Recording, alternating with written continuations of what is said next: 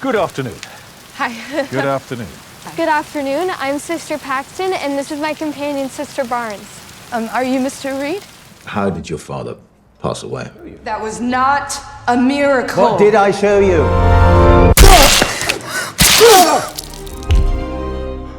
The movie starts in a public park where two Mormon missionaries, Sister Barnes and Sister Paxton, are talking about pornography. Barnes seems more experienced, having helped at least 7 people join the church in the past month. Paxton, on the other hand, seems more naive, but she's very loyal to her religion. She talks about feeling bad for an actress in a porn movie she watched. It's then revealed that they are visiting people who have shown interest in their church before. Soon after, they arrive at a house, and Barnes locks their bikes to a nearby fence. She puts the key in her pocket, knocks on the door, and they meet Mr. Reed, a retired Englishman. Good afternoon. Hi. Good afternoon. Good afternoon. I'm Sister Paxton, and this is my companion, Sister Barnes. Are you Mr. Reed? The two sisters introduce themselves and explain that they're there to talk about his interest in the Church of Jesus Christ of Latter-day Saints. Reed seems interested and invites them inside, mentioning the stormy weather outside. Talking of Noah, it is very, very wet. Teach about God. The missionaries explain that a woman needs to be present for safety, and Reed assures them that his wife is home making a blueberry pie. Once inside, Mr. Reed offers to hang up their wet coats. The sisters agree and he leaves, saying he'll also check on the snacks. He comes back after a few minutes and says his wife will join them soon with the pie. The 3 of them sit down with warm drinks and start talking. But before they discuss religion, Reed asks about their personal lives.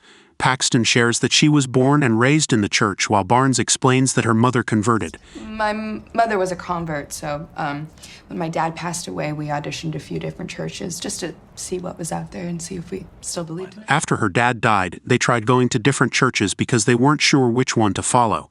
Reed says he understands, admitting that finding faith has been a challenge for him too. He then asks Sister Barnes how her father died. How did your father pass away? She looks surprised by the personal question but answers that it was Lou Gehrig's disease. Reed misunderstands and makes a joke about blueberry disease. He quickly realizes his mistake and says he thought she was joking about the pie. I'm so sorry. I misheard. That is a malicious affliction. I thought you were making a joke about the pie. Sorry. Paxton tries to make things better by saying that she would like to come back as a butterfly after death. This way, she could stay close to her loved ones and land on their fingertips as a sign. After the awkward moment, Reed changes the subject to religion. At first, he respects their faith, but his tone changes when he brings up polygamy in Mormon history. Barnes explains that polygamy was once a spiritual mission to help the Mormon community grow after hardship and bloodshed. She adds that the church no longer practices polygamy because it's not needed anymore. But Reed keeps asking questions, noticing that the missionaries seem uncomfortable. He questions the truth of biblical teachings, saying that if the people teaching them are flawed, how can anyone be sure their religion is true? Paxton calmly answers that she believes in her religion because of how it makes her feel. As the conversation continues, the missionaries realize that Reed is more interested in pushing his own views than hearing theirs. Barnes interrupts him and asks to meet his wife. Can we meet your wife? Reed hesitates for a moment but agrees and leaves to speak with her. When they are alone in the living room, Barnes casually checks the candle placed on the table. The label reads that it is blueberry pie scented, which means that there is no wife baking a pie. This suddenly makes Barnes realize that Reed has been deceiving them all this time. She relays this information to her friend, and both conclude that his intentions are not good. When Reed eventually returns, he has neither the pie nor his wife with him, and instead invites them into the kitchen. They refuse the offer, and Barnes makes up a lie that they just received a call from the church. One moment, Mr. Reed. We're just getting a call from the Relief Society president. We'll be right there. You need a minute? Disappointed, Reed heads back inside and says he will tell his wife that their guests are about to leave. Barnes waits for him to go away, then tells Paxton that they must leave immediately. The 2 women rush toward the exit without their coats, only to find the door locked. Paxton then attempts to make a call but discovers there's no network. Suddenly, they hear a noise from inside, and a second later, the lights of the house go out. This forces the women to reluctantly head deeper into the house, where they come across a library. Reed also arrives in the room and welcomes them once more. The missionaries explain that they must leave as soon as possible. Reed calmly tells them to go ahead, and the women pick up their coats which have been placed nearby. Rather curiously, the key to their bicycle lock is in Paxton's pocket. When they came in, Barnes had made sure to keep it in her pocket. She then asks Reed to open the door, but he explains that it's locked due to a timer system. The deadbolts are on a timer. I got carried away with our conversation. I didn't realize the brace had been set. I should have pulled the pin when you came in, but I forgot, so... He adds that the front door won't open until the next morning. Reed offers them the back door as an alternative, but they hesitate, sensing something is wrong. They insist on leaving through the front door, but Reed refuses, stating it's not possible. Suddenly his tone becomes sinister, and he accuses them of lying about the church call. Barnes insists it was no excuse, but Reed argues that's impossible. He reveals that the walls and ceilings of the house are made of metal, blocking any signal. A panicked Barnes asks Reed if he has a phone. Can we use your phone, please? But he claims he doesn't. Frustrated, Barnes attempts to leave through the back door, only to see that it leads to the basement. She tries another door, but it also leads to the basement and not an exit. Feeling trapped, Barnes insists that the president of the state knows they're here. Paxton then makes up a story, adding that the police saw them arriving in front of the house. They demand that Reed let them go, warning that he could get into trouble. However, he dismisses their concerns and finally reveals his true intentions. Reed says that missionaries sell their ideas to others, but today he will sell them his. Attempting to break their faith through logic, Reed announces that there is no God. Following this, he writes belief on one door and disbelief on the other. If they still believe in their religion even after his arguments, they should go through the believer door. But if they agree with his viewpoint, they should choose the disbeliever door. A terrified Paxton thinks that agreeing with Reed will allow them to leave safely. She quickly admits defeat, praising the Englishman for his intelligence. She then says they should leave through the path of disbelief. However, Barnes remains steadfast in her faith despite being fearful. She cross-examines Reed's arguments and disproves him, choosing the path of belief. She asks Paxton if she still believes in God, and the latter confirms. Sister Paxton, do you still believe in God? Yes. Barnes then holds her friend's hand and leads her through the belief door, but to their horror, Reed locks it behind them as soon as they reach the basement below. As the two women move further inside, they grow anxious, realizing there's no way out.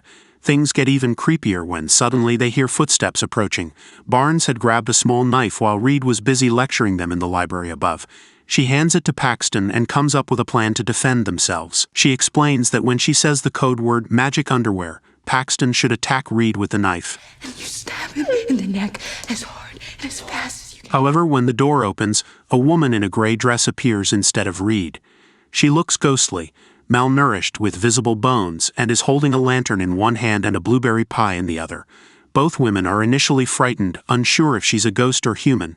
Just then, through a speaker on the wall, Reed announces that they are about to witness a miracle. He reveals that the woman in front of them is a prophet, and the blueberry pie in her hand contains poison. She will eat it, which will cause her death. But by God's miracle, the woman will be revived. Right on cue, the woman eats the pie and soon falls dead on the floor. Reed continues to claim that she will come back to life, but he is interrupted when the doorbell rings. He leaves to attend to the door, giving Barnes and Paxton an opportunity to act. They rush to the cell door, shouting loudly to alert whoever is outside. But Reed has soundproofed the house, preventing their voices from reaching the outside. They then try to burn a cloth with a matchstick, hoping the smoke will create a signal. Meanwhile, a man from the church has arrived at the main door, asking about the two missionaries. Reed makes up a story, saying 2 young women did come to his gate but returned almost immediately. It is revealed that he had already removed their bicycles to prevent any suspicions. His story convinces the church worker, who promptly leaves. Back in the basement, Barnes and Paxton continue with their plan until they succeed in creating smoke. Right at this moment, the dead prophet suddenly comes back to life, shocking both women. Reed also returns a few seconds later and takes the prophet away. He is ecstatic and asks the 2 missionaries to describe what they just experienced. Barnes, however, realizes that Reed is using psychological tactics to undermine their faith. She refuses to be deceived. That was not a miracle. What did I show you? Stating that what happened wasn't a miracle but merely a trick. This is when she signals Paxton to act and says the code word magic underwear. But in a shocking twist, Reed acts first and slashes Barnes's throat. A terrified Paxton runs to the door, banging and screaming for help. But to no avail. Reed then tries to calm her down, assuring her that Barnes will come back to life. However, when Paxton returns to the basement floor, Reed reveals that Barnes won't be resurrected. He extracts a metal object from her arm, She's not real. which Paxton recognizes as a contraceptive device. The creepy Englishman explains that the so-called resurrection was sabotaged and compares it to a simulation, referencing the movie The Matrix. He claims Barnes had lived a double life, lacking true belief or vision, merely part of a programmed system. Reed then challenges Paxton, asking whether she believes in miracles or if his simulation theory is correct. Surprisingly, Paxton slowly starts to understand that Reed has been controlling them. She says the miracle was fake and that Reed planned everything, including the so-called resurrection. When the bell rang and they were distracted, Reed switched the prophet with a fake. Paxton noticed small differences in the woman's position and face when she saw her again. She also moved a table and found a hidden basement under it. Reed agrees that if the body is in the basement, Paxton's idea is right. But to prove it, Paxton must go into the basement. Determined to find out the truth and escape, Paxton decides to go in. Reed tells her to go only if she wants to know the one true religion. Paxton goes in without thinking. She goes down into the basement and finds the woman's dead body, proving she was right. She loudly says she knew it. But Reed just locks her in the cellar. Paxton keeps going deeper into the basement, wanting to find the truth. She finds a door at the end of the room locked with her bicycle lock. She uses the key in her pocket to open it and finds a secret cellar where Reed has kept many women trapped. Reed suddenly appears behind her and asks if she has found her answer. You figured it out yet? Paxton now understands everything. She explains how Reed has been tricking them from the start. She remembers that when they first came into the house, Reed acted like he was talking to his wife. But he was actually taking the key from Barnes's coat and moving their bicycles. Paxton thought Reed had accidentally put the key in her pocket, but now she realizes it was on purpose. Reed knew she would use the key to open this door. This means Paxton isn't here by choice. Reed put her in this situation to control her beliefs. When Reed hears this, he admits that his one true religion is control. He says he enjoys controlling people, just like religious groups. Paxton looks around and sees several women locked in cages. She feels sorry for them, but Reed tells her the women chose to be there. As Reed keeps bullying Paxton, she starts crying. Then suddenly she takes out her knife and stabs him in the neck. Paxton tries to escape, but the house is like a maze. Things get worse when Reed catches her. He stabs her in the stomach and both of them fall to the floor. As they bleed, Reed tells Paxton to pray for them. Paxton starts praying, even though Reed has done so many bad things to her. She stays kind and strong in this moment. Just as Reed is about to kill her, a wooden block with nails hits his forehead, killing him instantly. Paxton looks up and sees Sister Barnes barely standing. She collapses, but her act of bravery gives Paxton the strength to keep going. After saying goodbye to her friend, Paxton jumps out of the window in Reed's study. The movie ends with Paxton finally outside. She sits down to rest and a butterfly lands on her hand, showing that it's her friend Barnes. Thanks for watching. Don't forget to subscribe. See you in the next video.